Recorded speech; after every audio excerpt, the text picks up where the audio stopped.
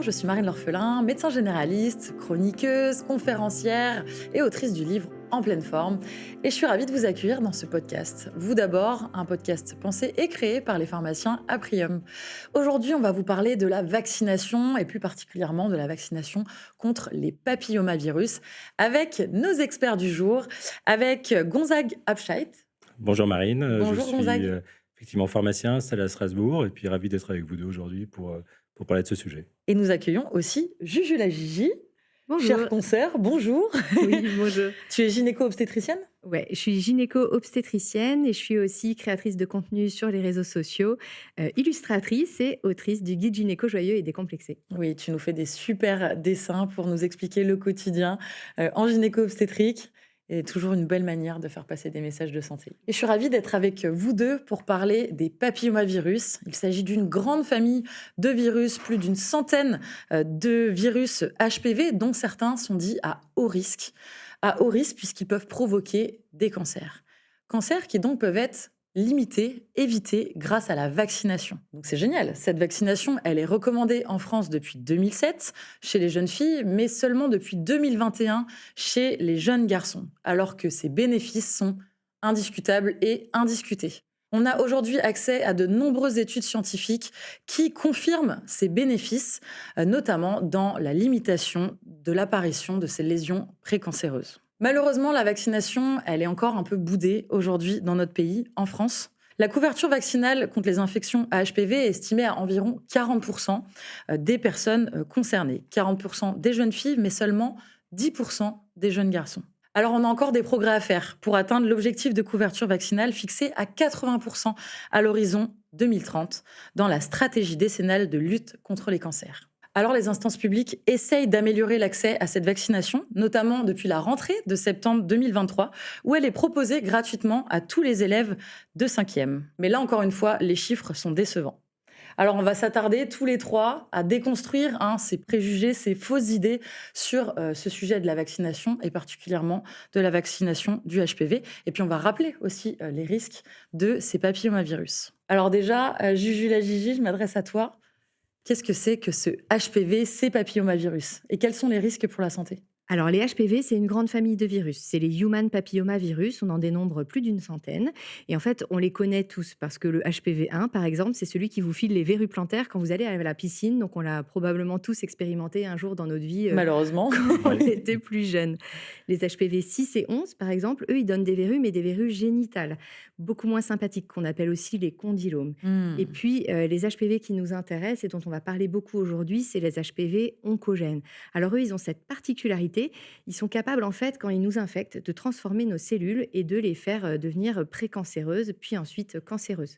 Donc ces HPV oncogènes, c'est eux qui sont responsables des cancers du col de l'utérus, mais aussi les cancers ORL HPV induits, certains cancers de l'anus ou encore de la vulve ou du pénis. Oui, parce qu'on a tendance à parler souvent du cancer du col de l'utérus lié au papillomavirus, mais en fait, il provoque beaucoup plus d'autres cancers dont on parle un peu moins. Oui, c'est le plus connu parce qu'en fait, il y a un dépistage organisé. On va y revenir après pour le cancer du col de l'utérus et c'est pas le cas pour les autres. Mais les HPV sont responsables de nombreux cancers et la vaccination, on déflore un peu le sujet, mais permet de les prévenir. J'ai lu 6400 cancers quand même dus au HPV chaque année, 2900 du col de l'utérus, avec quand même 30 000 lésions précancéreuses détectées chaque année dans notre pays. Mais alors du coup, comment on attrape ces fameux papillomavirus? On l'a dit, il y en a de nombreux. Eh bien, les papillomavirus, ils se transmettent par simple contact. C'est pour ça qu'ils sont aussi contagieux. La verrue plantaire, bah, ça c'est le bon exemple, tout le monde comprend. Mais les HPV qui donnent les condylomes, donc les verrues génitales, c'est aussi un contact, qui soit cutané ou cutanéo-muqueux. Et donc, la prévention, par exemple, par préservatif, elle est incomplète. Le simple fait d'avoir des contacts au niveau génital, avec les mains ou de partie intime à partie intime, peut transmettre un HPV et c'est donc une infection sexuellement transmissible. Elle a cette particularité d'être quasiment une infection sexuellement transmissible obligatoire. Hmm. C'est un peu bizarre de le dire comme ça, mais on pense que 80% de la population adulte non vaccinée, donc avant la vaccination, a déjà rencontré un HPV par voie sexuelle dans sa vie. C'est énorme. Donc oui, c'est très fréquent et puis c'est difficile du coup de prévenir l'infection parce que, comme tu l'as dit, le préservatif protège des IST, sauf du HPV Enfin, pas complètement, Pas complètement. parce qu'on peut l'attraper par les contacts cutanés, donc on va dire au niveau de la zone génitale élargie. Oui, des simples caresses suffisent en fait à rencontrer un HPV. Alors la bonne nouvelle, c'est quand même que dans 90% des cas, le corps est capable de l'éliminer tout seul et on ne va pas déclarer d'infection. Mais pour le petit pourcentage de cas où l'infection va devenir persistante et non pas transitoire, c'est là où il peut y avoir un risque. Si c'est un HPV oncogène, donc un de ces HPV qui peut transformer les cellules, on peut avoir un risque de développer des lésions précancéreuses puis cancéreuses. C'est là où justement le vaccin a tout son intérêt. Alors, vous pouvez répondre tous les deux, hein. Quels sont ces vaccins HPV? Comment ils fonctionnent? Donc du coup, on dispose de 2 vaccins en France, un qui n'est quasiment plus utilisé, qui s'appelle le Cervarix, qui contient 2 souches d'HPV, on va dire seulement, l'HPV 18 et l'HPV 16. Et le plus utilisé aujourd'hui, c'est donc le Gardasil, qui lui contient 9 souches d'HPV. Donc on voit l'évolution. Donc aujourd'hui, ce vaccin couvre une grande quantité d'HPV oncogènes pour plus d'efficacité.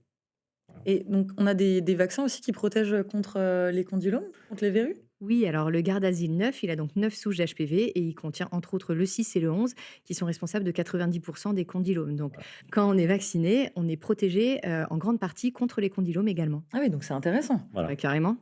bien sûr. Surtout que, on va en reparler tout à l'heure, mais les condylomes ne connaissent pas le genre, hein. Que vous ayez un pénis, une vulve ou que vous soyez intersexe, les condylomes, tout le monde peut en avoir. Et bon, vous pourrez regarder sur Internet, taper condylome si vous n'en avez jamais eu Ouais. ni vu, parce que vraiment, on n'a Ouais. pas envie d'en avoir, hein. Pour quelle Si vous Ouais, tapez ouais. sur image, soyez prêts. Ah ouais, ouais, ça peut faire un petit peu peur, mais par contre, c'est complètement bénin. Voilà, les condylomes. Oui, c'est bénin. Les condylomes, c'est bénin, mais par contre, ça peut être très envahissant. On dit florissant, Mmh. mais ça n'a rien de romantique. C'est difficile de s'en défaire. Il faut parfois les brûler. Au laser, c'est douloureux. On peut en avoir sur la vulve, sur le pénis, sur l'anus. Non, c'est pas un cadeau, vraiment. Moi, C'est pas un c'est cadeau, donc vaccinez-vous Ouais. aussi pour cette C'est une raison des raison condylomes. supplémentaire, oui. Ça peut être une raison, effectivement. Et donc, comment ils fonctionnent, ces vaccins Ah exactement? oui, alors, je pense que c'est important effectivement d'expliquer comment sont fabriqués ces vaccins pour lever certains freins. Il existe 2 types de vaccins, donc des vaccins vivants, donc qu'on va pas détailler puisque c'est pas le sujet du Gardasil. Le Gardasil est un vaccin inactivé. Donc en quoi ça consiste? On prend un petit bout du virus que l'on va associer à une particule qu'on appelle un adjuvant, un adsorbant, qui en l'occurrence là est de l'aluminium. Donc on pourra peut-être en reparler après parce que il y a beaucoup de polémiques sur le sujet de l'aluminium, donc ça nécessite, je pense, quelques explications. Les vaccins, beaucoup de vaccins contiennent de l'aluminium. Pourquoi l'aluminium? Parce que c'est cette particule qui va provoquer et favoriser, améliorer la réaction immunitaire, donc rendre le vaccin plus Efficace? efficace. Voilà. Après, il y a eu beaucoup de polémiques sur les risques de l'aluminium, notamment sur des maladies musculaires, pour simplifier les choses. Beaucoup de recherches ont été faites et ces recherches ont prouvé qu'il n'y avait pas de lien entre les deux, très clairement. D'autant plus que un vaccin contient 0,5 mg, je crois, d'aluminium, contre une ingestion quotidienne, notamment dans notre alimentation, Mmh. de près de 10 mg d'aluminium par jour. Donc, ça n'a pas de commune mesure, quoi. Voilà. Ouais, finalement, cette dose est Infinitésimale. ouais. On va alors stimuler le système Voilà. immunitaire? Alors, c'est pour ça qu'on parle bien d'un fragment du virus, pour que les patients comprennent bien que c'est pas le virus lui-même que l'on injecte. Et donc, de fait, il est impossible de déclarer la maladie suite à l'injection du vaccin, puisque c'est pas le virus lui-même que l'on injecte, hein, j'insiste. Et donc, une fois ce vaccin injecté, l'organisme donc, va reconnaître notamment l'aluminium et le fragment du virus comme un corps étranger, et donc va réagir sous forme de ce qu'on appelle une réaction immunitaire, donc en créant des anticorps qui sont, on va simplifier, des soldats de l'organisme. Et là où la vaccination est vraiment importante, c'est qu'avec cette réaction immunitaire, il y a ce qu'on appelle un effet mémoire. Donc, lorsque l'organisme sera à nouveau confronté, donc là en l'occurrence confronté à la présence d'un HPV, il le reconnaîtra comme un élément étranger et sera capable de le combattre. Est-ce que c'est pour ça, du coup, qu'on vaccine très jeune, qu'on vaccine les jeunes filles, les jeunes hommes assez tôt? C'est pour que leur système immunitaire réagisse tout de suite quand ils vont être en contact avec un papillomavirus? Oui, d'une part, et puis c'est important d'être vacciné avant d'avoir rencontré ses premiers papillomavirus. Comme on l'a dit tout à l'heure, c'est une infection quasiment obligatoire, c'est-à-dire que dès qu'on va commencer à avoir des relations sexuelles, qu'on ait un ou plusieurs partenaires, on va les rencontrer, ces fameux HPV. Donc si on a été vacciné avant, le corps est déjà habitué pour les éliminer, pour les combattre. Si on vaccine après les premiers rapports, on a déjà rencontré l'HPV et l'efficacité de la vaccination va énormément chuter. Pour qu'on soit vraiment clair et pour qu'on déconstruise aussi parfois certains freins, notamment des parents qui ne veulent pas vacciner leurs jeunes.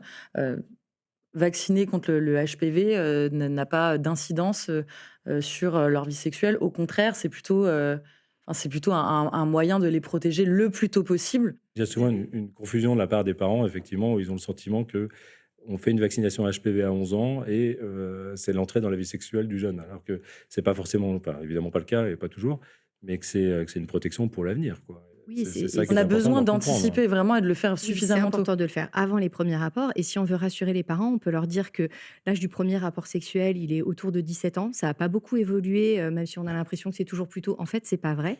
Et l'autre chose, on change un peu de sujet, mais si vous me permettez cette petite digression, plus on informe les jeunes et plus on leur parle de la sexualité en les respectant, en leur expliquant la notion de consentement, et en fait, plus on va diminuer le risque d'infection sexuellement transmissible et de grossesse non désirée. Donc en fait, c'est tout l'inverse.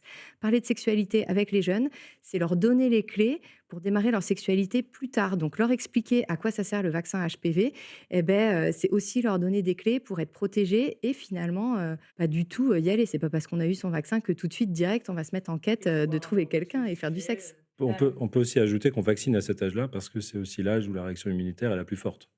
Donc l'efficacité du vaccin, c'est à ce moment-là qu'il est le plus élevé. Oui, du coup, je vais parler sous contrôle du pharmacien, mais entre 11 et 14 ans, on a 2 doses à faire, alors Voilà, que quand on fait un rattrapage entre 15 et 19, qu'on ait eu ou pas des rapports 3 doses, sexuels, il y a 3 doses parce que l'immunité est moins bonne moins au bonne. fur et à mesure où on prend de l'âge. Et on peut vacciner encore après. Alors, on peut vacciner encore après. Il y a un rattrapage qui est proposé pour les hommes qui ont des relations sexuelles avec des hommes jusqu'à 26 ans. On pourrait même se poser la question de ne pas le faire que pour les hommes, mais pour tout le monde.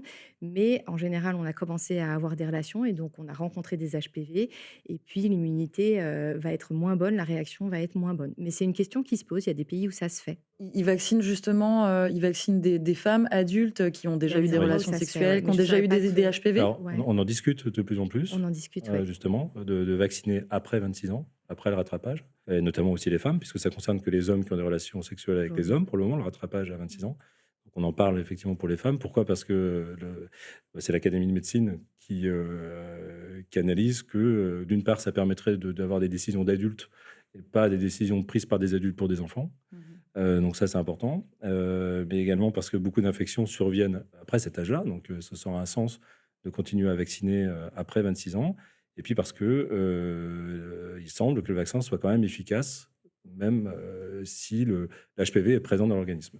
Et puis, il y a plein d'HPV, comme on l'a dit, donc tu peux en avoir rencontré quelques-uns, et puis pas forcément les 9 qui sont Voilà. contenus dans le vaccin, et donc tu vas être protégé contre ceux que tu n'as pas encore rencontrés. Donc oui, c'est des questions qui se posent. En tout cas, Ouais. les recommandations officielles aujourd'hui, c'est quel que soit le genre, entre 11 et 14 ans, avec un rattrapage possible entre 15 et 19, et jusqu'à 26 ans pour les hommes qui ont des relations sexuelles avec des hommes. Et puis parce que l'objectif, c'est d'atteindre 80% de couverture vaccinale pour avoir une immunité collective. On en est loin, puisque tu l'as dit tout à l'heure, on est Mhm. à 30-40%. Donc, plus on augmente le nombre de personnes vaccinées, et plus facilement on arrivera à cette couverture vaccinale. Et 10% des jeunes garçons, mais parce que c'est tout nouveau, en fait, Bah, c'est tout l'ouverture de neuf. de la vaccination aux jeunes garçons. Est-ce qu'au comptoir, justement, de la pharmacie, vous voyez de plus en plus de jeunes garçons? Est-ce que ça Alors, arrive aussi que tu l'abordes en consultation? c'est peut-être parce que c'est nouveau, effectivement, parce que c'est récent, comme tu l'as dit, mais on a le sentiment d'en voir, oui, assez fréquemment. Et avec des mamans qui amènent leurs garçons se faire vacciner. Alors peut-être qu'effectivement, je rejoins ce que tu disais tout à l'heure, dans cette importance de la communication sur la sexualité. Et en tout cas, c'est une excellente chose. On a beaucoup de jeunes garçons qui se vaccinent. Ça a longtemps été considéré comme un problème de femmes à cause du cancer du col, Mhm. mais à l'évidence, d'abord les hommes peuvent aussi décider de protéger les femmes en se faisant vacciner, ça c'est une chose. Merci. Mais comme on l'a dit, ils peuvent se protéger eux-mêmes des condylomes et d'autres types de cancers. Donc moi, ça me semble essentiel que les garçons soient vaccinés. Et moi, j'ai 3 garçons. Je ne sais pas si je serai coupée au montage, mais je raconte quand même cette anecdote. On peut être content. Euh, Bah, c'est pas grave, ils écouteront peut-être pas. Mais mon aîné a 12 ans et donc il est en cinquième et il est vacciné déjà contre l'HPV. Et tous ses petits copains à l'école, qui probablement répètent ce que leur disent leurs parents, lui disaient: mais attends, c'est pour les filles, toi t'es un garçon, t'as pas besoin, t'as pas d'utérus. Waouh. Et il leur a répondu: eh ben tant pis pour vous, vous aurez des verrues de la bite. Voilà, je trouve ça Génial. génial. Je crois que tu vas être coupé. Je crois que je vais être coupée, mais c'est pas grave, j'avais envie de le Mais dire. c'est important ce que tu dis On mettra un bip. parce que je suis pas certain que tous ces garçons qui viennent pour se faire vacciner à la pharmacie ou en cabinet sachent vraiment pourquoi ils sont vaccinés. Parce que je pense que ça persiste, qu'on pense que c'est Ouais. un problème de filles et que finalement, on demande aux garçons de se vacciner pour les filles. Alors que c'est pas vrai. Non, mais Euh, on a besoin de continuer d'informer les D'informer. parents qui effectivement font passer des messages à leurs enfants. Mais quand on s'adresse à des adolescents, je pense qu'ils sont tout à fait capables de prendre aussi des décisions éclairées. Donc il faut aussi, à nous, professionnels de santé, essayer de communiquer. Et c'est ce qu'on fait aussi grâce aux réseaux sociaux. Et c'est pour ça aussi que c'est important de vulgariser toujours. C'est d'arriver à les rendre aussi un petit peu acteurs de leur santé, de ce choix, qu'ils soient conscients que c'est aussi pour eux. Oui, et ce qui est important aussi, c'est que bon, maintenant, c'est pour tout le monde, quel que soit le genre, depuis quelques années. Mais avant ça, c'était recommandé pour les ados qui s'étaient déclarés ou qui avaient déjà dit bah moi je suis attiré par les garçons ou j'ai des relations sexuelles avec des garçons, et c'était super discriminant parce que Mm. du coup en regardant le carnet de santé on avait l'orientation sexuelle de l'enfant, et c'est Tout à vraiment fait. un problème. Le fait qu'aujourd'hui ce soit généralisé à tout le monde, ben, ça permet de lever cette discrimination. Et puis quand on a 10 ans, 11 ans, 14 ans, avant de commencer sa vie sexuelle, on ne sait pas forcément par qui on va être attiré dans la vie, avec qui on va avoir des relations sexuelles, est-ce qu'on aura plein de partenaires, est-ce qu'on n'en aura qu'un seul, est-ce qu'en fait on aura zéro partenaire. Donc du coup, le fait de prendre le pas avec la vaccination avant, ben, ça permet de pas forcément poser ces questions aux enfants. Ils ne savent pas forcément ce qu'ils vont faire de leur sexualité plus tard, mais ils seront protégés quoi qu'ils en fassent. Mais ce que tu dis, c'est peut-être ça ce qui explique un peu le mauvais départ, en fait, hein, parce que on a été assez discriminant, sur les femmes, puisqu'on a fait supporter ça aux femmes, finalement un peu comme la contraception ou autre, en Ouais, disant bah, c'est tout à votre fait. problème, voilà. Donc ça, c'est déjà un mauvais départ. Et puis effectivement, cette problématique que tu décris d'orientation sexuelle, c'était aussi un problème, Mm. effectivement. Et ça fait deux freins au fur et à mesure qui font que peut-être aujourd'hui, on n'est pas très bon sur la couverture vaccinale par rapport à nos voisins, notamment européens, où on est très en retard. Ouais. Bon, bah, on a quand même bon espoir que les choses évoluent dans le bon sens. Alors, si on veut se faire vacciner, ou en tout cas si on est un parent, c'est peut-être des parents qui vont écouter ce podcast un peu plus. Si on est parent, vers qui on se tourne aujourd'hui pour la vaccination? Aujourd'hui, un patient peut s'orienter vers un grand nombre de professionnels de santé. On a des médecins, évidemment, depuis Son médecin toujours. Son généraliste, médecin généraliste, gynécologue, gynécologue. voilà, infirmière, sage-femme, et puis pharmacien. Ça, c'est un peu nouveau. Il faut que ça C'est rentre un peu dans les mœurs, effectivement, puisque depuis le 1er août 2023, je crois, les pharmaciens sont habilités à vacciner tous les vaccins du calendrier vaccinal. Et comment ça se passe concrètement en pharmacie? Par exemple, vous l'avez appliqué dans votre pharmacie? Oui, complètement. Oui. Enfin, toutes les pharmacies à Prium vaccinent très largement tout le calendrier vaccinal, en plus du Covid et de la grippe que l'on fait déjà depuis un certain moment. Comment ça se passe? Bah, concrètement, c'est la vaccination chez le pharmacien. L'idée, c'est de faciliter le parcours de soins. Mhm. C'est-à-dire qu'auparavant, le patient allait chez son médecin, repartait avec une prescription, Allez allait acheter chez le le vaccin. pharmacien, je ne parle pas du risque de la chaîne du froid, et ensuite repartait chez son médecin pour se refaire vacciner. Alors ça fonctionnait très bien évidemment, mais si je prends le cas de la vaccination pour la grippe, et pas que, beaucoup de vaccins restent dans les frigos. Ils ne finissent pas chez le médecin jusqu'à la vaccination. Chez nous, alors sans vendre ou survendre la vaccination chez le pharmacien qui est tout aussi efficace qu'ailleurs, c'est que le schéma est simplifié puisque le patient vient à la pharmacie, après consultation de son carnet de santé, qu'il soit numérique ou papier, hein, puisqu'on a accès aux deux, on met en place la stratégie vaccinale avec lui. Donc, en ce qui concerne l'HPV, par exemple, on va et le prescrire et l'administrer. Tout ça en une seule visite. C'est vrai que ça fait gagner du temps Ça fait aussi gagner du temps, c'est la aux simplification. professionnels de santé qui en manquent un petit peu quand même Ouais. aujourd'hui. Et sans retirer quoi que ce soit aux autres professionnels. Je veux dire, c'est juste un acte de vaccination qui permet je pense, d'augmenter la couverture vaccinale en facilitant l'accès aux soins à tous ces patients. Mhm. Du coup, si on veut résumer pour les parents, puisque c'est quand même eux qui sont concernés, Voilà. votre enfant, normalement en 5e, ça doit lui être proposé par son collège. Si le Il collège... faut l'accepter. Ouais, il faut l'accepter et ensuite le Par les collège deux le parents. fait. Après, si le collège ne le fait pas, il faut soit vous rendre chez votre pharmacien, soit chez votre médecin traitant pour avoir une prescription pour pouvoir faire vacciner votre enfant. Exactement. Et ce vaccin, donc s'il est fait par l'école, c'est pris en charge. Vous n'avez pas à amener le vaccin à l'école. Ouais. On imagine bien le bazar que ce serait si tous les enfants arrivaient le Avec matin leur avec vaccin, leur ouais. petite glacière et leur vaccin dedans. Donc il sera fourni par l'école. Par contre, sinon, il faut l'acheter en pharmacie. Voilà. Il coûte, je parle toujours Alors, sous contrôle du pharmacien, une alors, centaine d'euros remboursés à on est en 65%. France, donc avec la chance de notre système de sécurité sociale tout de même. Donc, il vaut plus d'une centaine d'euros, mais il est pris en charge à 65% par la sécurité sociale. Et si vous disposez d'une mutuelle, il est totalement pris en charge. L'acte de vaccination, lui, est intégralement remboursé. Et le remboursement est complet, ben, si on a la mutuelle évidemment Complet. pour la part mutuelle, si on est dans les recommandations Alors oui, Oui. de la oui, oui. prescription. Oui, alors oui, effectivement, puisque Juju l'a dit tout à l'heure, il existe 3 schémas. Hein, le schéma chez l'enfant de 11 à 14 ans, donc en 2 injections. Un schéma en 3 injections entre 15 et 19 ans. Et un autre schéma de rattrapage pour jusqu'à 26 ans, donc pour les hommes ayant eu des relations sexuelles avec d'autres hommes. Maintenant, en dehors de cet âge-là, effectivement, c'est hors recommandation, donc non remboursable. Et alors justement, pour rentrer dans le vif du sujet, vraiment du vaccin et déconstruire un peu les idées reçues, est-ce qu'il y a des effets secondaires à ce vaccin qui peuvent être des effets bénins ou des effets plus sévères? Alors, il y a les effets indésirables de tous les vaccins qui sont liés à la vaccination en elle-même, donc à l'inflammation que va créer la vaccination, l'acte de vaccination, qui est l'effet qu'on recherche pour créer l'immunité suite à la vaccination. Donc ça va être une petite rougeur aussi d'injection, une petite douleur, peut-être parfois une petite fièvre. Donc c'est des effets indésirables qui apparaissent généralement rapidement après la vaccination et qui disparaissent également très rapidement, qui sont bénins, qu'on peut faire passer assez rapidement avec une prise par exemple de paracétamol, tout simplement, après l'avoir vu avec son professionnel de santé quand même auparavant.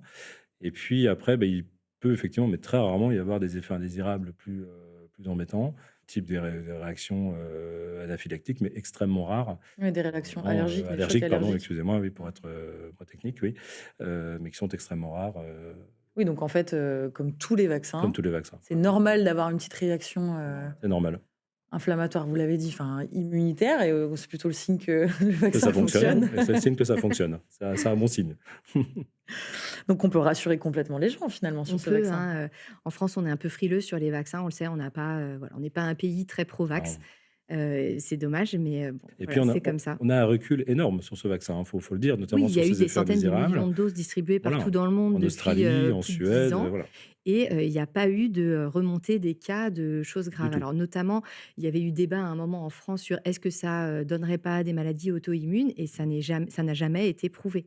C'est Mm. des cas isolés.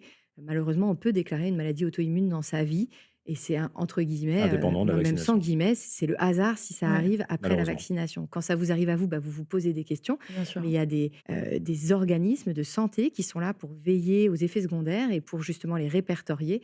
Et il n'y a pas de remontée de plus de cas de maladies auto-immunes après cette vaccination. Et on a vraiment beaucoup, beaucoup de recul, hein, parce que dans Oui, certains pays, beaucoup de recul. le vaccin est utilisé depuis 20, 30 ans, C'est le cas largement. d'Australie, par exemple, depuis une vingtaine d'années, je crois, et ça nous permet d'avoir un recul considérable sur l'efficacité et L'innocuité. l'innocuité, mais c'est peut-être pas le bon terme pour aujourd'hui, mais me prouver il est safe, quoi. Il y a pas de danger. On a quand même entendu parler de cette histoire triste de ce jeune qui est décédé suite à la vaccination HPV. Alors, le lien n'a pas été prouvé. On en est de cette Non, alors affaire. malheureusement, justement, c'est une histoire dramatique parce que c'est un jeune adolescent qui est mort suite à une vaccination HPV.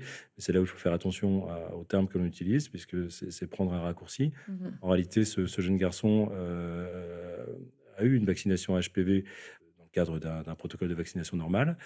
Et suite à cette vaccination, très certainement liée à des problématiques d'anxiété dues au vaccin, il a fait ce qu'on appelle une syncope dans les 10 ou 15 minutes après la vaccination.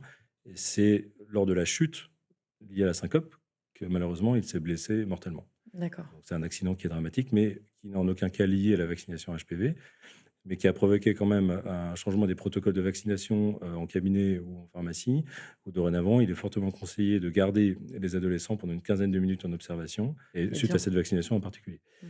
Et donc, nous, dans nos pharmacies à Priom, on est équipé de fauteuils particuliers justement pour permettre de contrecarrer ce phénomène de syncope très rapidement au cas où il survient.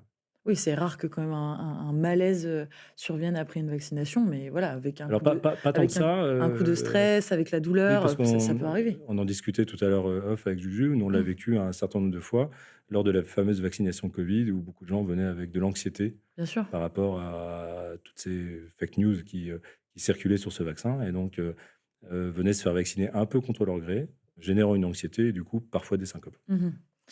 Ok, bon, en tout cas, voilà, tous les protocoles ont été mis en place pour que ça se passe Ça se passe en bien. toute sécurité et Voilà. que des accidents aussi dramatiques ne se reproduisent plus. Mm. Est-ce qu'il y a des contre-indications à ce vaccin? Alors non, il n'y a aucune contre-indication à ce vaccin, puisqu'on a expliqué tout à l'heure que c'était un vaccin non vivant. hein, donc on n'a même pas de contre-indication pour des personnes dites immunodéprimées. La seule contre-indication serait une hypersensibilité à l'un des constituants du vaccin, connu. Et ces études ont aussi prouvé que ces vaccins limitent véritablement Oui, les cancers, en oui. tout cas les lésions précancéreuses. Est-ce qu'on peut revenir un peu là-dessus sur pourquoi le HPV provoque un cancer? Qu'est-ce qui se passe en fait concrètement? À l'histoire naturelle de la maladie, on en a un peu parlé déjà tout à l'heure. On va rencontrer l'HPV et en fait, ça va mettre une vingtaine d'années avant que l'infection soit d'abord persistante, puis modifie les cellules et enfin arrive à un cancer. Donc c'est une évolution qui est très lente et c'est ce qui permet, par exemple, alors je vais parler de ce que je connais, hein, c'est-à-dire la gynéco, au niveau du col de l'utérus, d'avoir toute cette stratégie de dépistage parce qu'on va d'abord voir les lésions précancéreuses et ça met très longtemps à évoluer ensuite vers un cancer. Et c'est pour ça qu'on va pouvoir agir pour les personnes qui développent, qu'elles aient été ou non vaccinées, des lésions précancéreuses, on va pouvoir les traiter et agir avant l'apparition du cancer. Enfin, le papillomavirus est la seule cause du cancer du col de l'utérus. Oui, la spécificité du cancer du col de l'utérus, c'est qu'il est toujours lié à l'HPV. Et ce n'est pas le cas des autres cancers dont on a parlé. Il y en a qui sont liés à l'HPV et d'autres non. Par exemple, pour les cancers de la sphère ORL, de la gorge par exemple, ils sont souvent liés à l'alcool et au tabac. Mais ils peuvent être aussi liés à l'HPV, notamment avec les pratiques orogénitales. Et pour ce qui est des cancers du pénis, de la vulve ou de l'anus, ils peuvent être liés à l'HPV ou pas. Et je crois, Gonzague, que tu as les chiffres en tête, Oui, toi. oui, j'ai les chiffres en tête. Et je trouve que c'est important de le rappeler, notamment dans le cadre de la vaccination des garçons, hein, puisque si on pense que c'est effectivement une vaccination qui ne concerne que les filles, eh bien non, puisque l'HPV est responsable de 25% des cancers du pénis, 90% des cancers de l'anus Ah ouais. et 35% des cancers oropharyngés. Ah, c'est énorme. C'est pas négligeable, hein. Non, C'est non, non, pas non, vraiment pas négligeable. négligeable. D'ailleurs, maintenant, le frottis recommandé, c'est plutôt un dépistage du HPV, hein, c'est ça? Alors c'est un tout petit peu plus, technique. Déjà, on l'a pas dit, mais si vous avez été vacciné, il y a quand même des HPV qui ne sont pas couverts par la vaccination. Donc vous êtes quand même à risque, un risque bien diminué, mais un risque quand même de développer un jour dans votre vie, soit des lésions condylomateuses, soit, des lésions précancéreuses ou cancéreuses. Donc c'est pas parce qu'on est vacciné qu'on ne doit pas se faire dépister. Le dépistage est complémentaire de la vaccination, c'est une notion hyper importante. Ouais, c'est très, très bien de le rappeler. Ensuite, pour ce qui est du dépistage du cancer du col de l'utérus spécifiquement, puisque c'est en fait le seul cancer HPV induit pour lequel on a un dépistage organisé, on commence à 25 ans. À 25 ans, on va faire un frottis, c'est-à-dire qu'en passant par les voies naturelles, on met ce qu'on appelle un spéculum. On va aller avec une petite brossette douce, c'est un examen qui n'est pas douloureux, c'est inconfortable, désagréable, mais ça ne doit pas faire mal. On va aller prélever des cellules au niveau de ce qu'on appelle la zone de jonction, c'est-à-dire l'endroit où les cellules de l'extérieur du col, exocol, vont rencontrer les cellules de l'intérieur du col, endocol. C'est là en fait que l'HPV il aime bien se mettre. Donc on va aller prélever à cet endroit-là parce qu'on va être en mesure de dire s'il y a des lésions à l'endroit de prédilection de l'HPV. Donc à 25 ans, on fait un frottis, on analyse les cellules. On va le refaire un an plus tard, donc à 26 ans, puis tous les 3 ans jusqu'à 30 ans. Donc entre 25 et 30 ans, on analyse uniquement les cellules au niveau du col. À partir de 30 ans et jusqu'à 65 ans, c'est une évolution récente de la stratégie de dépistage. On va rechercher avec le même examen. On prélève au niveau de l'injonction dans le col, mais là, on va rechercher directement les HPV oncogènes. Et puis, il y a une stratégie réflexe, c'est-à-dire que si sur le frottis, entre 25 et 30 ans, il y a des anomalies au niveau des cellules, ben, sur le même prélèvement, on va rechercher la présence d'HPV. Et à l'inverse, entre 30 ans et 65 ans, si on dépiste un HPV oncogène, sur le même prélèvement, on va aller analyser les cellules. Et ensuite, le résultat de ces deux choses combinées, comment sont les cellules et où l'HPV, ou est-ce qu'il y a de l'HPV et s'il y en a, comment sont les cellules, va nous donner la suite de la stratégie pour savoir s'il faut faire, par exemple, une colposcopie, c'est-à-dire aller regarder le col au microscope pour faire des biopsies. Donc, si on résume, ce vaccin contre les HPV, donc plutôt les HPV oncogènes ou qui provoquent des condylomes, permet d'améliorer l'immunité et donc de lutter contre l'infection HPV. Donc, en gros, on fait moins d'infections au niveau du col et à d'autres endroits, puisqu'on a dit qu'il pouvait provoquer d'autres cancers. Mais c'est quand même possible que l'infection persiste au niveau du col et évolue en lésion précancéreuse, puis en cancer, mais ça prend des années. Donc, il faut quand même faire son frottis.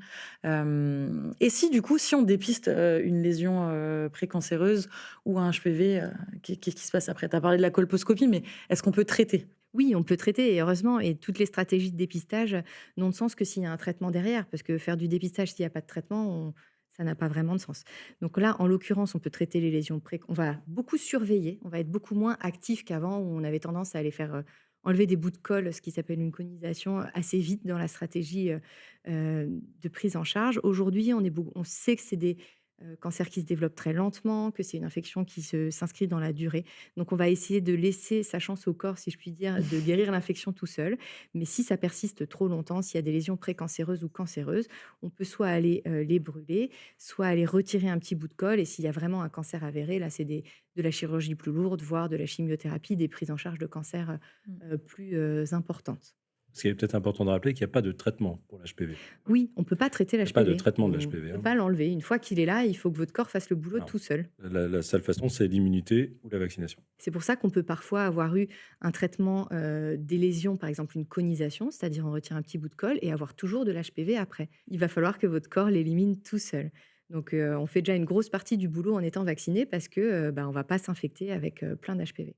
Merci à tous les deux. Merci Gonzague et merci Juju la Gigi pour vos explications vraiment précises. J'en ai encore appris sur ce sujet. Et donc, j'espère que vous aussi, vous en avez appris, que ça vous aidera à prendre cette décision de faire vacciner vos adolescents ou de vous vacciner vous-même. N'hésitez pas à consulter votre médecin généraliste, on l'a dit, gynécologue, mais aussi les sages-femmes pour obtenir une prescription pour vous faire vacciner. Et puis, vous pouvez réaliser cette vaccination directement chez votre pharmacien qui est habilité et qui est vraiment un professionnel de santé à votre écoute et qui sera là aussi pour vous rassurer, pour que tout se passe bien. Vous pouvez retrouver ce podcast, vous d'abord, en version vidéo sur la chaîne YouTube d'Aprium et en audio sur toutes les plateformes de podcast. N'hésitez pas à vous abonner pour ne rien manquer des prochains épisodes sur des sujets de santé, de prévention. Merci à Aprium d'avoir rendu possible ce podcast et je vous donne rendez-vous pour un prochain épisode. À très bientôt.